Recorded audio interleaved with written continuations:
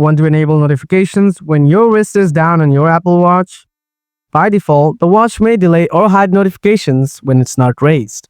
In this video, I'll show you how to make sure notifications appear even when your wrist is down. So without any further delay, let's get started. First, open the Settings app on your Apple Watch. Scroll down a little bit. After that, tap on Display and Brightness. Scroll down again. Tap Always On. Scroll down once again. Tap Show Notifications. Now, toggle on the Show Notifications from here. If you scroll down, you can see Apps. Here, you can enable or disable notifications for a specific app as well. And this is how you can enable notifications when your wrist is down on your Apple Watch. Hope you enjoyed this video.